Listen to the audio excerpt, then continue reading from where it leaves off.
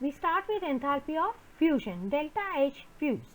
It is defined as a change in the enthalpy involved in a process when 1 mole of a substance in the solid state undergoes fusion at constant temperature and pressure and changes into the liquid state.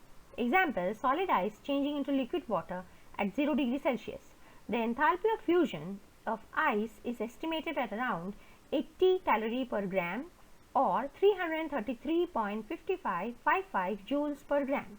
This process of melting of solid into liquid is endothermic as it involves absorption of heat by the system in solid state, and so the enthalpy change is denoted by a positive sign.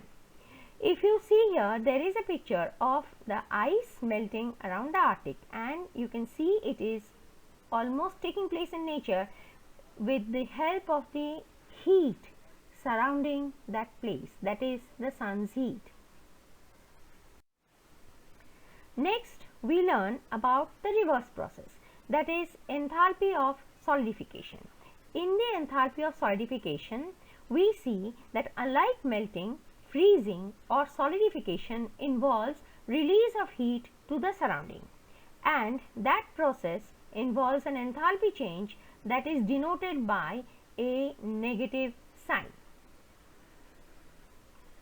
So, if enthalpy of fusion is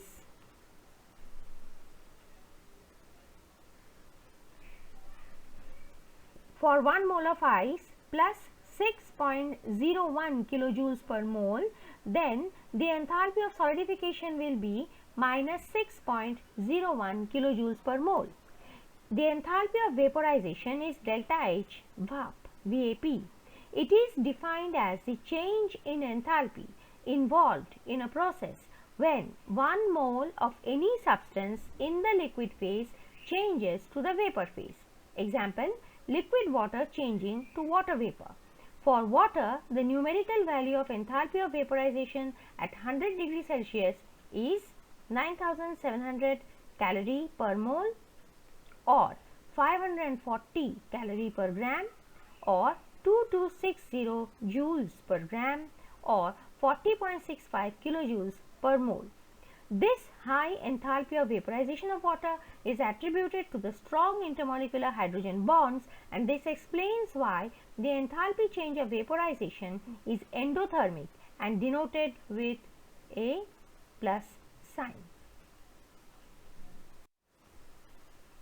Now, the enthalpy of sublimation. In the enthalpy of sublimation, which is denoted by delta H SUB, enthalpy change of sublimation is defined as the change in the enthalpy involved in the process of sublimation of 1 mole of a substance in the solid state to vapor state at given condition of temperature and pressure. The enthalpy of sublimation is endothermic process, and so the sign of the enthalpy change will be positive. So, what about enthalpy of condensation now? Can we define it? Yes. It is the change in enthalpy when 1 mole of a substance in the vapor state changes into the liquid state at constant temperature and pressure, and it will obviously be an exothermic process because the molecules are coming together. They will release heat, the excess of energy that they possess, to the surrounding. The enthalpy of sublimation for ice at 0 degree Celsius is plus 2838 kilojoules per kilogram or 51.08 kilojoules per mole, and it is having a positive sign. Now, here the calculations involved are like this. 1 mole of water is equal to 18 gram.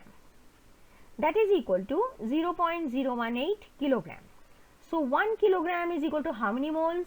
It is equal to 1 kilogram into 1 mole divided by 0.018 kilogram. That is nothing but 55.55 moles. The latent heat of sublimation for ice is 2838 kilojoules per kilogram. In terms of kilojoules per mole, it is 2838 kilojoules per kilogram divided by 55.55. That was a mole we saw here, and that is equal to plus 51.08 kilojoules per mole.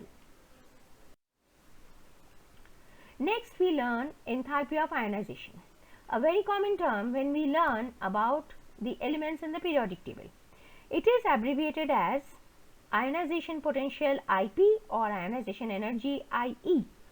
It is defined as the enthalpy change that accompanies the ionization of 1 mole of atoms in gaseous state of any pure substance.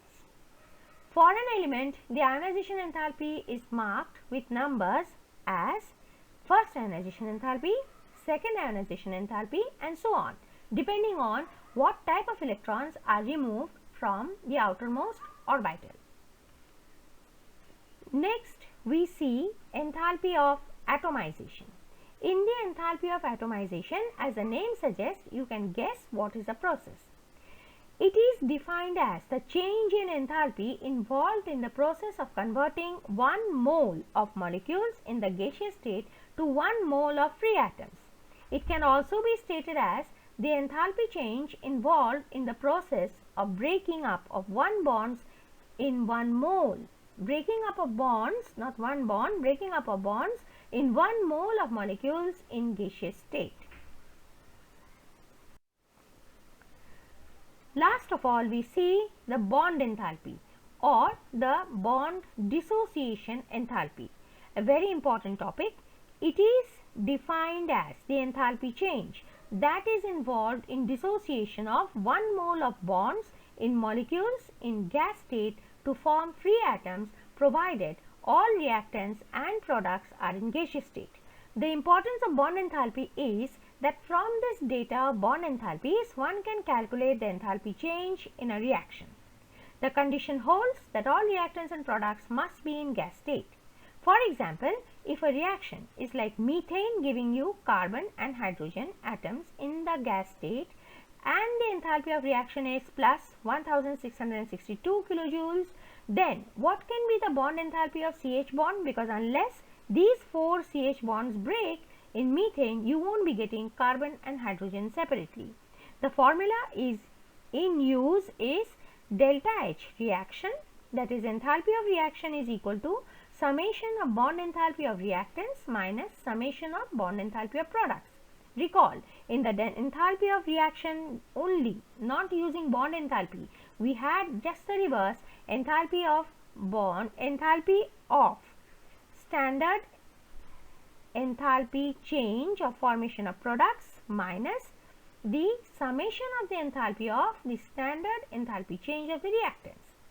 Here it is just the reverse. We have the bond enthalpy of the reactants, the total of that, minus the bond enthalpy of the products, and that is again a total. So here the answer comes out to be is equal to 4 into C minus H bond enthalpy. Why we are having bond enthalpy of products 0? Because there is no bond at all. Here you see carbon is in the pure elemental state, hydrogen is again in the atomic state. So where is the bond? There is no molecule. In the example above, the products were free atoms in gas phase, so bond enthalpy was not written, and the average bond energy or enthalpy of CH bonds stands out to be 1662 divided by 4, that is 415.5 kilojoules, a mean value.